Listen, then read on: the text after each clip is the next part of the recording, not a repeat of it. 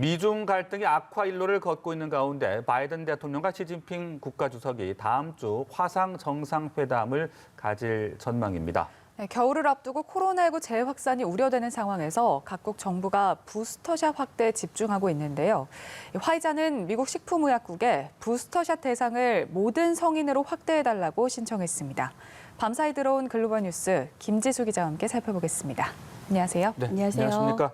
자, 이제 얼마 후 열릴 미중 정상회담, 양국 간 현안, 또 갈등이 많아서인지 관심이 큰 것 같습니다. 어떤 내용이 될 것으로 전망됩니까? 네, 우선 그 미중 두 정상은 지난 2월과 9월에 두 차례에 걸쳐 전화 통화를 한 적이 있습니다. 이번 회담이 성사되면 바이든 대통령이 취임 후 처음으로 시 주석과 갖는 화상 정상회담이 되는 겁니다. 바이든 대통령과 시진핑 주석은 다음 주 화상 정상회담을 열 예정이라고 블룸버그 통신이 보도했습니다. 정확한 날짜와 관련해서는 협의가 계속되고 있다고 전했습니다.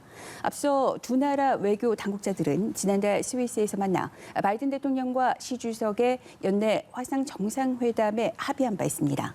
지난달 말 이탈리아 로마에서 열린 G20 정상회의는 미중 정상 간의 첫 대면의 장이 될지 주목받았지만 시 주석의 불참으로 무산됐습니다. 시 주석은 지난해 코로나19 확산 이후 해외 방문을 하지 않고 있는 상태입니다. 이번 회담을 통해 미중 두 나라가 관계 개선의 계기를 마련하게 될지 관심이 쏠리고 있습니다. 바이든 행정부는 중국 견제를 대외 정책의 최우선에 놓고 중국과 전략적인 경쟁에 주력하고 있는 상황입니다. 이런 상황에서 북핵과 기후변화 같은 분야에서 일정한 협력 지대를 모색할 수 있을지도 관건이 되고 있습니다. 네, 그런데 이 정상회담을 앞두고 바이든 대통령이 중국 군과 연계된 기업에 미국 기업의 투자를 금지하는 조치를 발표했습니다. 엄밀히 따지면 트럼프 전 대통령의 정책을 이어가는 거죠. 네, 바이든 대통령은 중국군과 연계된 기업에 미국 기업의 투자를 금지한 이전 정부의 행정명령의 효력을 연장했습니다. 바이든 대통령은 중국은 군사 정보, 다른 안보기구의 발전과 현대화를 위해 미국의 자본을 점점 더 부당하게 이용하고 있다며 이는 중국이 미국 본토와 해외의 군대를 위협하도록 계속 허용하는 것이라고 밝혔습니다. 이 조치는 대중 강경 노선을 취한 트럼프 전 대통령이 지난해 11월 내린 행정명령을 연장한 겁니다. 이에 따라 차이나텔레콤을 비롯한 30여 개 중국 기업이 투자 금지 대상인 블랙리스트에 올랐고 중국은 이 조치에 강하게 반발했습니다. 이 행정명령을 통해 블랙리스트에 오른 중국 기업은 59개로 늘었습니다. 이런 가운데 미국의 상하원 의원들이 9일에 미군 수송기를 타고 대만을 깜짝 방문했습니다. 그러자 중국이 즉각 보복성 무력 시위에 나서면서 긴장이 고조되고 있습니다. 대만 외교부는 미 의원들의 이번 방문이 양측 간 논의하에 대만 내 미국 제-대만협회가 주관한 것이라고 밝혔습니다. 대만을 자국 영토의 일부로 규정하는 중국은 강력하게 반발했습니다. 중국 인민해방군 동부정구 대변인은 동부정구 지역에서 병력을 조직해 대만 해협 방향으로 합동 전시 대비 경계 순찰을 실시했다고 밝혔습니다. 한편 미국과 캐나다, 호주에서 6.25 전쟁 중 미군과 중국 간에 벌어진 가장 치열한 전투였던 장진호 전투를 소재로 한 중국 영화 장진호가 이달에 개봉을 합니다. 반미 색깔이 강하게 짙게 있는 영화 장진호는 지난 9월에 중국에서 개봉한 이후 40일 동안 누적 흥행 수익이 1조 300억 원을 돌파해서 올해 중국에서 개봉한 영화 중에 최고를 기록하고 있습니다. 네, 미국과 중국의 이 긴장감, 또 상호 견제, 국제사회 관심이 계속해서 큰 상황 알아봤고요. 자, 이번에는 종전선언 관련 내용이 들어와 있군요. 한미 외교당국이 계속해서 종전선언 문제를 협의를 하고 있는데 좀 진전된 사항들이 있는 겁니까? 네, 이수혁 주미 대사는 종전선언 문제와 관련해서 한미 간에 긴밀히 협력하고 있다고 밝혔습니다. 이 대사는 워싱턴 DC에서 가진 특파원 간담회에서 한미 간의 종전선언 문안까지 의견을 교환하고 있다며 종전선언 문제와 관련해 적극적이고 창의적인 노력을 계속하고 있다고 밝혔습니다.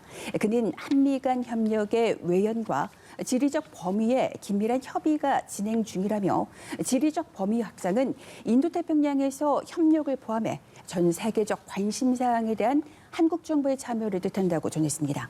이 같은 언급은 제이크 설리번 미 백악관 국가안보보좌관이 지난달 종전선언과 관련해서 한미가 순서, 시기, 조건에 관해 다소 다른 관점을 가지고 있을지 모른다고 언급한 뒤 제기된 두 나라 간 이견을 드러낸 것 아니냐는 관측을 염두에 둔 것으로 그렇게 해석될 가능성도 있습니다.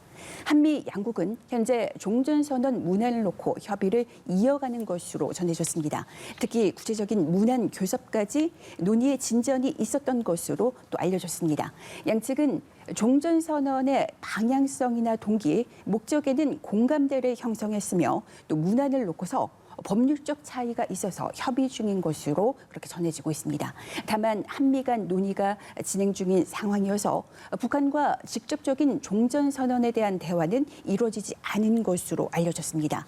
북한의 별도의 협상을 제안한 단계도 아직 아니고 또 이 수준까지는 좀 더 시간이 필요할 것으로 그렇게 보고 있는 것으로 전해졌습니다. 네. 이번에도 미국 소식인데 우리나라 기업들과 관련된 소식입니다. 이 현대차와 기아차 엔진 문제를 제보한 내부 고발자에게 미국 당국이 280억 원이 넘는 포상금을 지급한다는 소식인데요. 이 내부 고발자에게 포상금을 지급하는 건 굉장히 이례적이죠. 네, 그 금액도 상당히 커서 이례적인데요. 현대차와 기아차의 차량 안전 문제에 관해서 제보한 내부 고발자인 전직 현대차 직원에게 포상금이 지급됩니다. 미국 도로교통안전국은 현대차와 기아차 미국 법인에 대한 정보 제공과 관련한 내부 고발자에게 282억 원이 넘는 돈을 지급한다고 밝혔습니다. 미 당국이 내부 고발자에게 포상금을 지급하는 건 이번이 처음입니다. 미 당국은 내부 고발자의 정보를 토대로 엔진에 대한 리콜 적정성 조사를 진행했고 160만 대의 차량에 대해 리콜 조치했습니다. 이에 따라 미 당국은 지난해 11월 과징금 8,100만 달러를 부과하는 한편 현대기아차가 안전성능 측정 강화 등을 위해 모두 5,600만 달러를 투자하기로 양사가 합의를 했습니다. 미 당국은 관계 법령상 100만 달러 이상의 과징금으로 귀결되는 중요 정보를 제공한 내부 고발자에게 과징금의 최대 30%를 포상금으로 지급할 수 있습니다. 이번 내부 고발자는 이 법령에 따라서 과징금 8,100만 달러 중 지급 가능한 최대 범위인 30%를 적용받게 된 겁니다. 네, 이어서 코로나19 관련 소식도 짚어보도록 하죠. 미국에서 어린이를 대상으로 한 백신 접종이 한창이고 코로나19 확산세가 좀 주춤해지면서 일부 학교가 마스크 착용 의무화를 폐지하고 있다고요? 네, CNN이 학교 마스크 착용 의무화 조치에 대해서 실태 조사를 해봤는데요. 그 결과 미국에서 수백 개의 교육부가 마스크 착용을 선택사항으로 바꾼 것으로 나타났다고 전했습니다.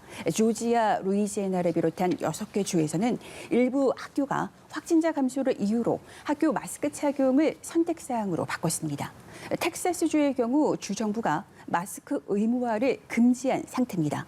반면 일리노이, 캘리포니아주, 또 뉴욕, 워싱턴주 같은 주에서는 여전히 학교 마스크 착용이 의무화됐습니다. 특히 워싱턴주는 고의로 마스크 의무화를 위반하는 교육부에는 자금 지원을 중단하겠다고 엄포를 놓은 상황입니다. 이들 주는 학부모들이 또 의무화에 반대하는 시위를 벌이거나 소송을 내는 그런 상황에 처해 있습니다. 미 보건당국의 입장은 여전히 마스크를 쓰라는 쪽입니다. 미 질병통제예방센터 CDC의 권고는 델타 변이 때문에 백신 접종을 받았든지 안 받았든지 간에 마스크 착용이 기본이라는 입장입니다. 네, 그리고 이 코로나19 재확산 가능성이 커지면서 이 부스터샷 접종 대상을 확대하는 국가들이 늘고 있는데 미국도 그런 움직임이 있다고요. 네, 미국의 제약사 화이자가 미 식품의약국 FDA에 부스터샷의 접종 대상을 만 18세 이상 성인에게도 확대해달라고 신청을 했습니다. 현재 미국에서 화이자, 바이오엔테크의 코로나19 백신 부스터샷은 만 65세 이상 고령자와 만 65세 미만 고위험군에 대해서만 사용할 수 있습니다. FDA는 오는 25일 추수감사절 전까지 화이자 백신의 부스터샷 확대 신청을 허가할 것이라는 그런 관측이 나오고 있습니다. 이번 신청에 대해 FDA는 자문기구를 추가로 수집하지 않고 긴급 사용 대상 확대 여부를 승인할 것으로 예상되고 있습니다. 추운 겨울을 앞두고 코로나19 재확산 가능성이 일각에서 제기되는 가운데 또 각국 정부는 부스터샷 확대에 공을 들이고 있습니다. 캐나다 보건부도 같은 날에 18세 이상 모든 성인에게 화이자 백신의 부스터샷 사용을 승인했습니다. 엘버트 블라 화이자 최고 경영자는 이런 말을 했습니다. 부스터샷의 예방 효과는 1년 정도로 예상을 하고 있고 부스터샷의 그 접종은 해마다가 계속돼야 한다. 현재 이렇게 전망한다고 말했습니다. 네, 지금까지 다양한 국제 뉴스 글로벌 브리핑 김지수 기자와 함께 알아봤습니다. 말씀 고맙습니다. 고맙습니다.